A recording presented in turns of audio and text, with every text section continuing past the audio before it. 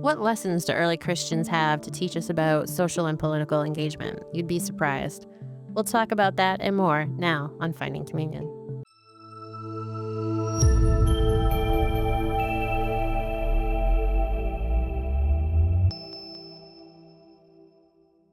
Hello, welcome to Finding Communion. I'm Rosemary Ford, editor of Parable Magazine. I'm here with Bob Dunn, the Public Policy Director for the Diocese of Manchester. This podcast and the Parable column of the same name discuss the Church's work in the public square in the intersection of politics and faith. Today, we're here to talk about early Christians and political engagement.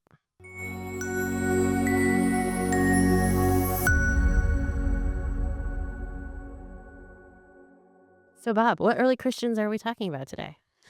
I'd like to talk about some early Christians that lived in the area that is now Turkey on the southern coast of the Black Sea. But at the time, this was known as the Roman province of Bithynia Pontus. Mm-hmm. These Christians lived in that area at a time in the year 111 AD when a new governor was appointed by the Roman Emperor Trajan.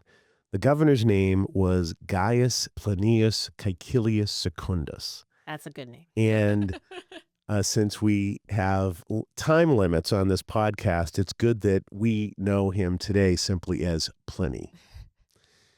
This was actually Pliny the Younger.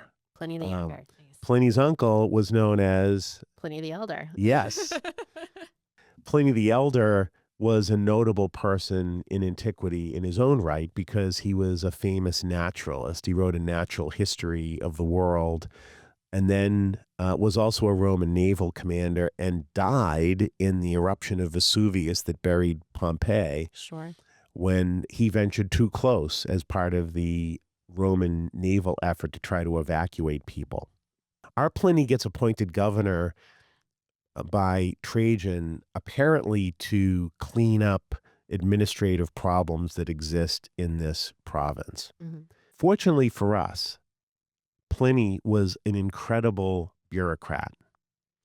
He did very little, it would seem, without seeking the advice of his boss, the Emperor Trajan, or at least informing Trajan what was going on, what he was doing. And we're fortunate in the modern world that the texts of many of Pliny's letters back and forth with Trajan have been preserved. And so we have a record that gives us a unique glimpse into what ordinary daily life was like in a Roman province in the eastern part of the empire at this particular point in time. The reason that these Christians are so important to us is that one of the letters that Pliny writes back to Trajan concerns the trials of people that he refers to as Christiani. And this is the first reference in pagan Roman writings, the earliest reference that we have to the word Christian. Mm-hmm. Pliny talks about the trials of Christians that have been going on, and he's looking for advice from the emperor about what it is that he should do. Why were these trials happening? What were they being tried for? They were being tried for being Christian and to some degree for being obstinate and stubborn and these are the things that Pliny is saying. Mm-hmm. What it appears is really going on is that discontent is bubbling up from the neighbors of these Christians. And they're spreading all sorts of bad rumors about what these Christians are doing in their secret rituals. One of the problems that is the Christians are causing for these fellow members of their community is that the Christians are not participating in the religious services that are being conducted in the pagan temples. And so as a result, there are fewer people going to these temples, and there are fewer animals that are being sacrificed to the gods. And that means that the merchants that sell these animals for temple sacrifice are losing all sorts of money. Always about the money.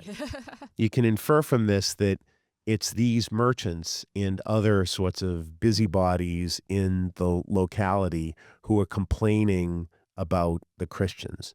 So, unlike what we tend to think about this massive worldwide persecution of Christian by the Roman Empire, that would come in the 3rd century on a more formal basis.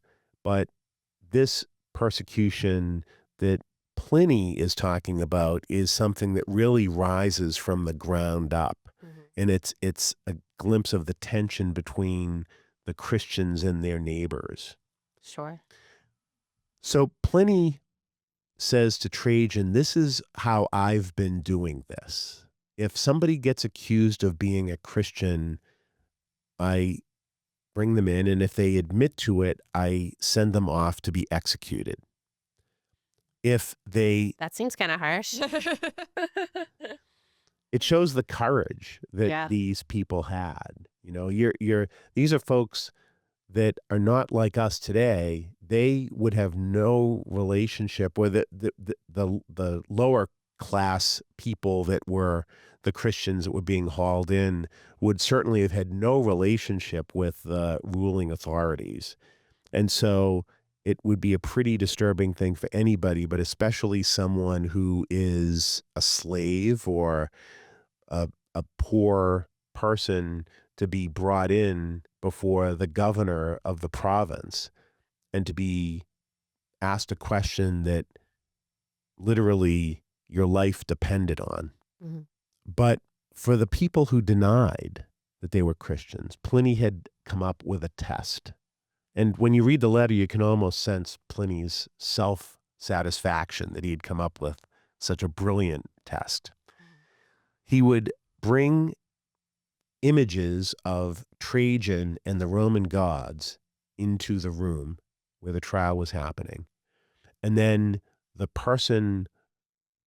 accused, would be required to reject Christ, renounce Christ, and offer a sacrifice of incense to the images of Trajan and the gods. That's another twist to this, by the way, that we're dealing at a time when the fastest growing religion in the Mediterranean, especially in the eastern part of the Roman Empire, is not Christianity.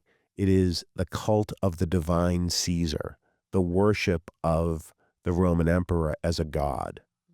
Pliny says in this letter that this is essentially a foolproof test because he had been told that no Christian could ever be made to do this.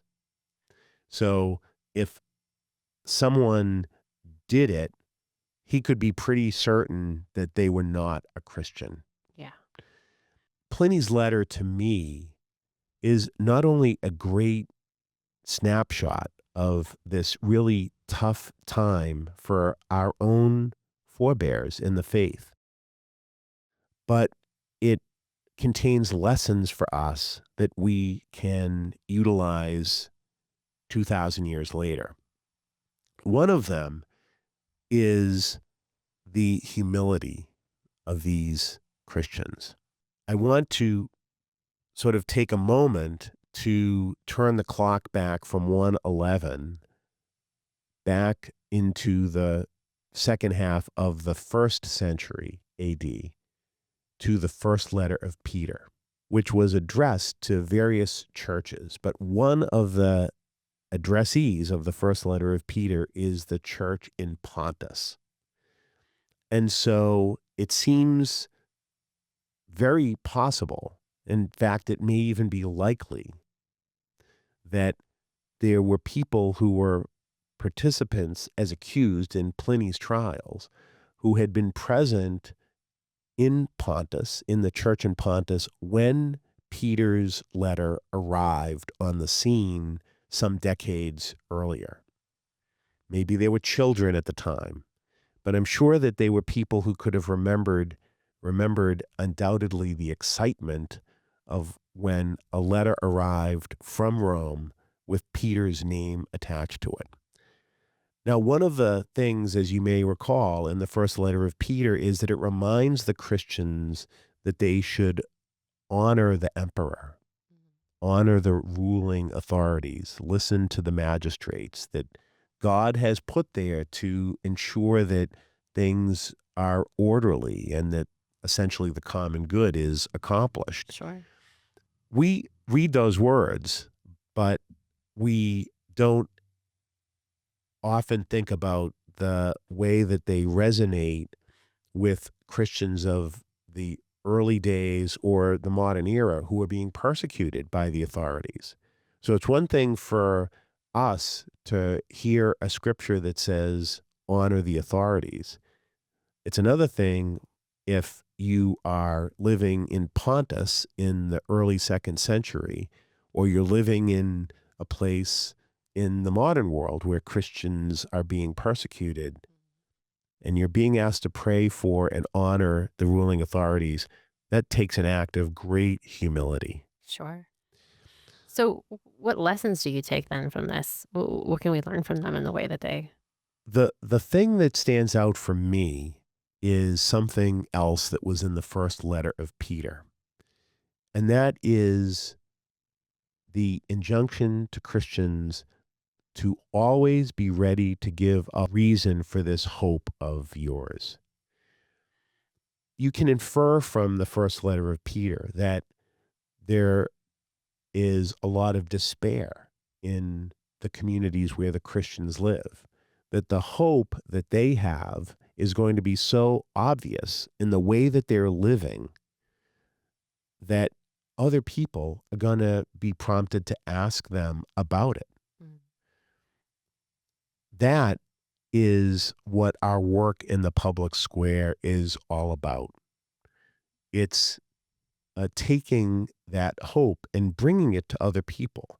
The Christians that were the subject of the trials under Pliny undoubtedly were people of hope.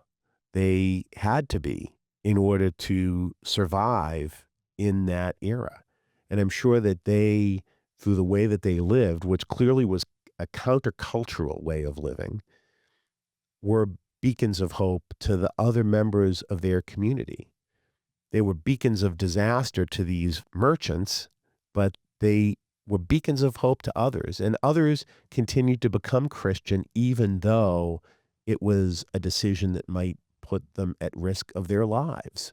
That's what I hope that we bring to the public square. Hope.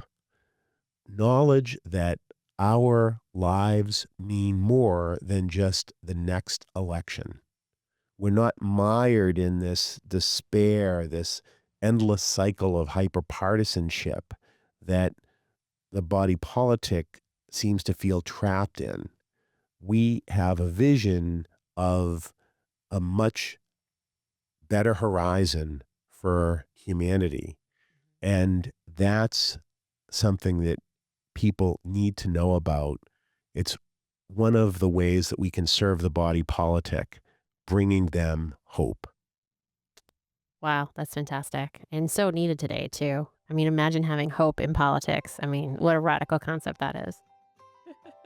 Well, thank you, Bob. I learned so much today. And as always, I feel a little smarter every time we talk.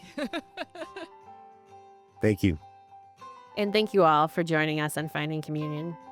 Please see our show notes for more on this topic. And also, don't forget to like, share, and subscribe. See you next time.